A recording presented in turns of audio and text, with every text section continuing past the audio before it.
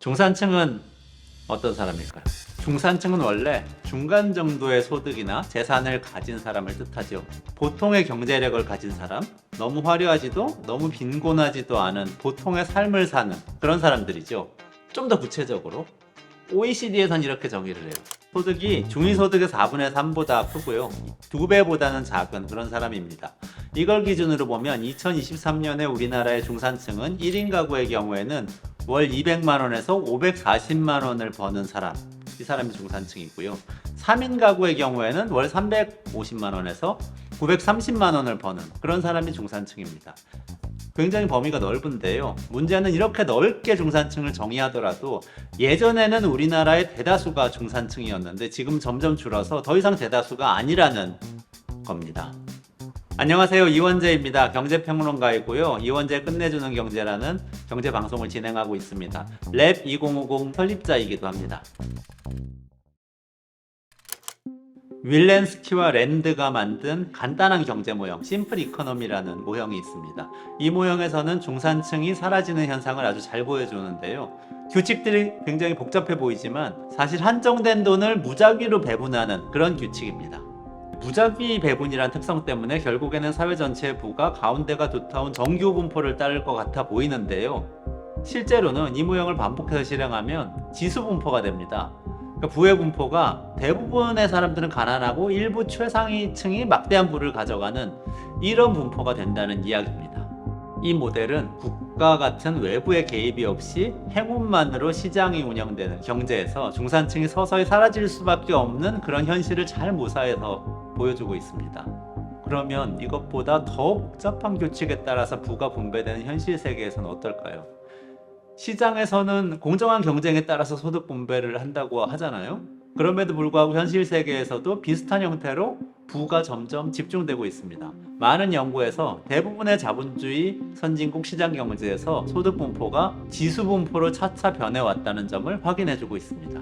우리나라 가구 총자산의 분포를 보면 간단한 경제 모형에서 나타난 지수 분포 형태가 그대로 나타난다는 사실을 알 수 있습니다.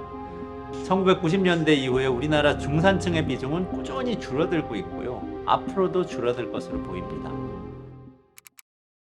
중산층이 많은 사회는 안정적입니다. 경제적으로는 수요가 안정적으로 유지되고요. 그러니까 안정적으로 성장할 수가 있습니다. 사회적으로는 연대감과 공동체의식이 높아질 수가 있는데요. 사실 중산층이 많다는 것은 다수의 사람이 비슷한 경제적 상황에 놓여 있다는 뜻이기도 하거든요. 그러니까 빈자와 부자의 차이가 굉장히 큰 사회에서 나타나는 것처럼 극한 대립이나 갈등이 좀 적은 사회일 확률이 높습니다. 그리고 노력을 기울여서 큰 부를 쌓을 수 있기도 하고 또 성실하지 않으면 뒤처질 수도 있는 게 중간이라는 위치입니다. 이렇게 중간에 많은 사람이 있을 때 계층 이동이 활발하고 역동적인 사회가 될 가능성도 높죠. 반면에 지수 분포의 사회에서는 중산층이 비중이 작고 최상위층과의 격차도 큽니다. 그리고 대부분 사람들은 소득이 낮고요. 그리고 계층 이동도 어려우니까요. 정규 분포 형태인 사회보다 갈등과 대립이 더 선명하고 심할 수밖에 없습니다. 중산층 축소는 우리나라만의 문제는 아닙니다. 특정한 정권의 문제라고 보기도 어렵습니다. 모든 선진 자본주의 국가에서 일어나는 일이고요. 장기간에 걸쳐서 꾸준히 진행되는 일입니다. 하지만 안타깝게도 우리나라의 분배 방식은 이런 변화에 잘 대처하지 못하고 있습니다. 경제적 부는 두 단계로 분배되는데요. 1차 분배와 2차 분배입니다. 1차 분배는 시장에서 임금을 통해서 분배되는 것이고요. 2차 분배는 사회보장제도를 통해서 분배되는 것인데요. 우리나라는 1차 분배에 굉장히 많은 방점을 찍고 있습니다.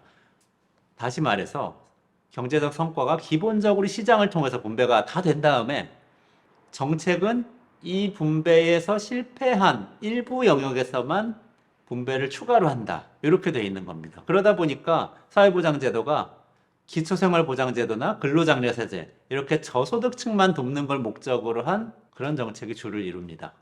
물론 이런 정책들 역시 반드시 필요한 것이고 더 발전되어야 합니다. 그렇지만 이 정책들을 통해서 중산층이 사라지는 현상을 되돌리지는 못할 것입니다.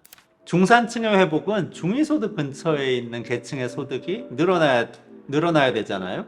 그런데 저소득층을 돕는 게 목적인 정책으로는 이 중위소득 근처 계층의 소득을 높일 수는 없는 거죠. 앞으로는 중산층 자체가 정책의 대상이 되는 분배 정책을 고민해야 됩니다.